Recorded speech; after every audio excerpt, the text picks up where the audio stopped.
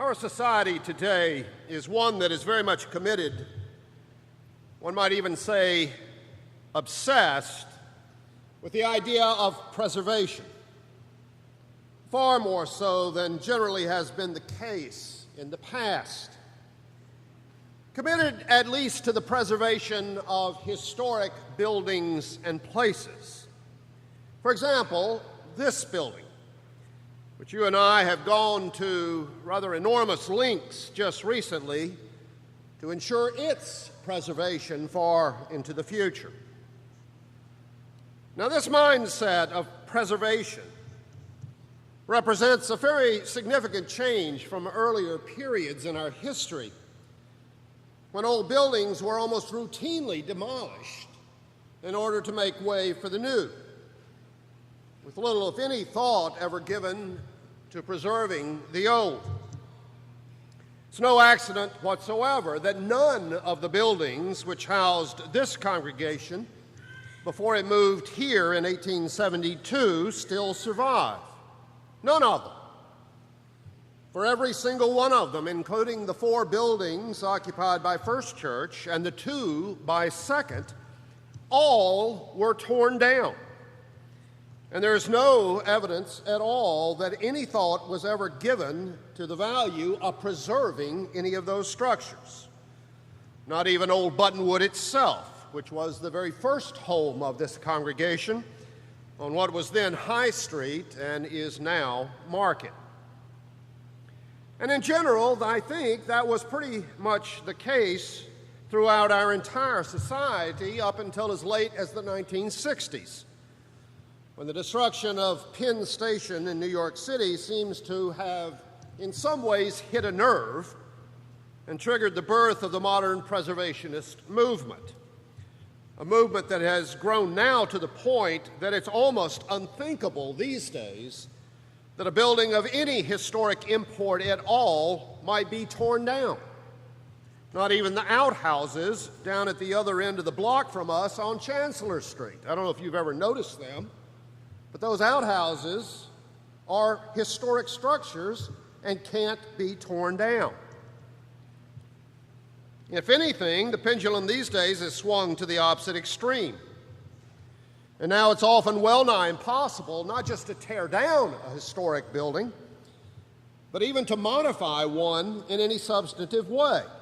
And even if that, in fact, offers the best means of preserving the building for the long term, which is one of the reasons why the exterior repairs to our own building have been so expensive. Now, in general, I wholeheartedly support the effort to preserve historic buildings. I think it's very important, and I do think it's a tragedy that some wonderful old buildings have been destroyed, including most of those designed by Frank Furness. But it also strikes me as more than a little bit ironic that even as we go these days to great lengths and to enormous expense to preserve buildings from the past, there has been very little, if any, similar concern shown for preserving the spirit or the ethos that those buildings presumably represented. Where the buildings themselves are today regarded as an important part of our heritage, whose demolition would represent a tragic loss, the ethos or spirit behind the construction of those buildings is today still seen, generally speaking, as a relic of a previous time, the loss of which is just no big deal. In fact, is quite often seen as progress. The irony of that, then, is that today we are as casually dismissive of the ethos or spirit of an earlier time as we used to be of the buildings of those eras. And the more, frankly, that I think about that, the more it strikes me that there's something wrong with that, even something tragic about it. Because once it is lost, a common cause or ethos or mindset, whatever you want to call the spirit of an earlier time, once that's lost, It's even harder to restore than is a historic building that has been demolished. I mean, it's one thing just to put stones back together again. Another thing entirely to try to recreate, resuscitate a spirit that has been allowed to die. Now, of course, I am not suggesting by any means that every attitude or belief from the past deserves to be preserved in perpetuity, any more than every single building built in an earlier time is itself worthy of preservation. After all, just because a building is old doesn't mean it's worth preserving. And by exactly the same measure, certain attitudes or beliefs or mindsets of the past, and I think in particular of the all too common bigotries of race, gender, and class, those things never should have existed in the first place and certainly shouldn't be maintained or preserved in the present. But just as some buildings are in fact worth preserving, so too it seems to me that there are certain attitudes and beliefs from the past, certain spirit, if you will, that ought to be treasured and preserved at least as much, if not more so, than merely historic buildings. Now, what do I mean by that? What do I consider a spirit or ethos from the past that is worth preserving? Well, for starters, I would suggest a historic ethos based on a fundamental regard for simple fairness, for the importance of honesty and integrity in our dealings with other people, for a sense of modesty and humility in terms of our own self-image, and finally, for a sense of restraint in terms of our actions, by which I mean the recognition that just because we can do something doesn't necessarily mean that it's a good idea to do it. There was a time, in fact, I believe, when such convictions were more or less the rule in our society, and I think that it's more than just a shame that we have let those convictions go by the boards.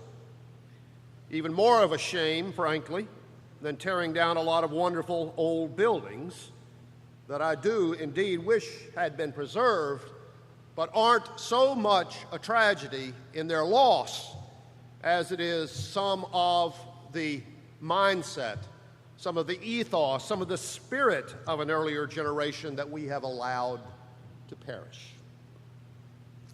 Now, what has prompted all these ruminations today was my reading this week of our Old Testament lesson from the book of Amos.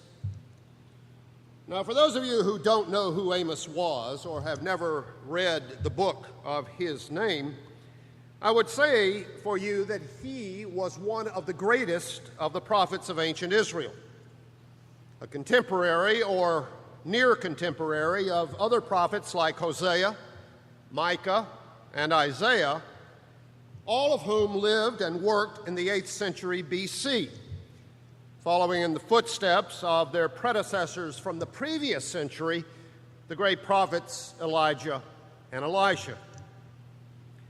For the most part, when we talk about the prophets in the Old Testament, these are the prophets that we're talking about, these 8th century prophets plus Jeremiah. We often use the word radical to describe them. But when you get right down to it, actually a better term would be conservatives, since all of these prophets were deeply concerned with preserving something that they felt was in danger of being lost. And that something was the tradition, or the spirit, if you will, which far more than simply the possession of a particular plot of land really and truly constituted the people of Israel. A tradition which they felt was in serious danger of simply fading away. Now, the problem was not, as you might be inclined to suppose, that in a time of hardship and suffering, the people were discarding their ancient ways. Not at all. In fact, as I think is very often the case, it was just the opposite. A wave of prosperity. Indeed, an unprecedented level of material comfort. Unprecedented, at least, for Israel. And with their new prosperity came new customs and new traditions and new lifestyles, mostly borrowed from neighboring countries, new traditions that were slowly but surely crowding out the old ways, the ancient traditions, which were being discarded and swept aside, dismissed as hopelessly old-fashioned, which no doubt some of them were. But some of those old-fashioned traditions went back to the very origins of Israel, went to the very heart of what it had historically meant to be Israel, to be God's people. For it was a spirit of a people freed by God from their bondage in Egypt. A spirit then that meant that there were some things you just didn't do if you were an Israelite. Things that you didn't do because you remembered what it was like for those things to be done to you. And if not to you personally, then to your ancestors before you who had been very careful to pass down those traditions to you. And one of the things that you just didn't do if you were an Israelite was to take undue advantage of the people in your midst who were helpless.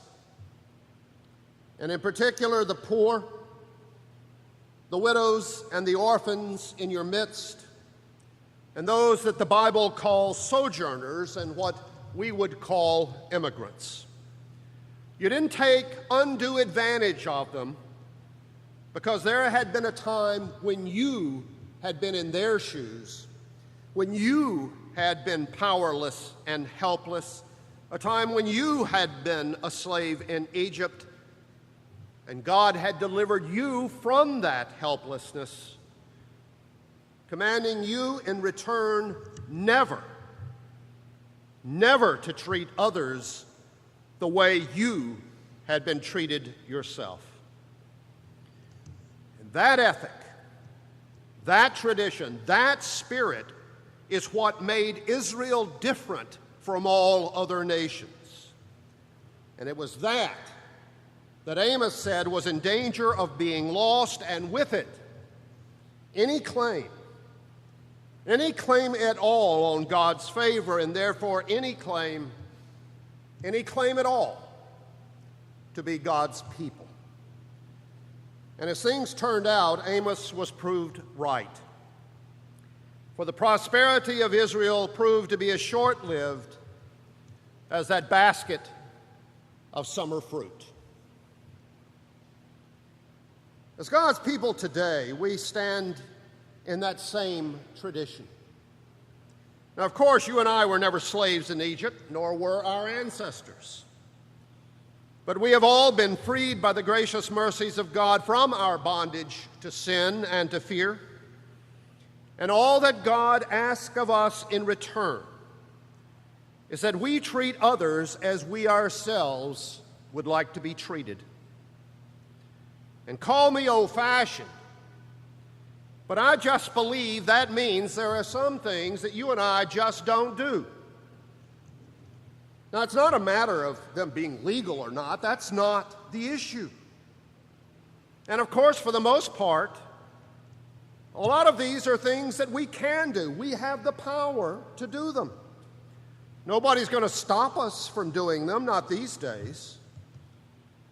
There's a lot of economic justification for some things. And in fact, there is a lot of money to be made by doing some things. But some of these are things that you and I just ought not to do. Not if we live out of that spirit, out of that tradition of being God's delivered people. For example, And these are just meant to be examples. These days, you can charge outrageous rates of interest on credit cards. And like the Israelites in Egypt, there are people out there desperate enough that they'll pay. I'll never forget years ago helping one of the older members of this congregation to work through some financial problems. And in the process, discovering that her biggest problem was a credit card account that was charging her 29% interest. I'm naive. I didn't realize that anybody but loan sharks did that sort of thing. And here I was dealing with a bank, a reputable bank at that. But if that's not your cup of tea, you can always set up a payday loan operation in a poor neighborhood and do more or less the same thing, except charging not 29% interest, but as much as 300% interest, all perfectly legal. And again, like the Israelites in Egypt, there are people out there who are desperate enough that they'll pay. Well, in my eyes, most questionably of all, we can decide that we don't want to pay taxes to support public services, but we want those services. So we'll turn loose a plague of lotteries and casinos upon the land and then encourage poor people to think that gambling will be the solution to their financial problems. Well, Amos had a term for all that. He called it buying the poor for silver and the needy for a pair of shoes. And sure enough, then, just as now, you could do it. And nobody was going to stop you. And then you could make a lot of money doing so, too, at least for a while. And the Israelites did. They did quite well until some 30 years later, when Assyria rose up and destroyed the nation of Israel, and Almighty God did not lift a finger to stop it. You know, sometimes I think we are so caught up in all the busyness of our daily lives that we really lose sight of more fundamental questions of who we are and what we stand for, particularly when the chips are on the table. Like Martha, we run about so much that we don't ever stop to really think, what is it that more than anything else we want people to see in us? And what is it that we think it's important to do? And just as importantly, what we think it's important not to do. And here I think the example of Mary is one that should matter to us. For if we were to sit for a while at the feet of Jesus and to listen to Jesus, then I think we would begin to regain some critical sense of who we are and what it is that we're just not going to do. In the name of the Father, and of the Son, and of the Holy Spirit, to whom be all glory and honor now and forevermore.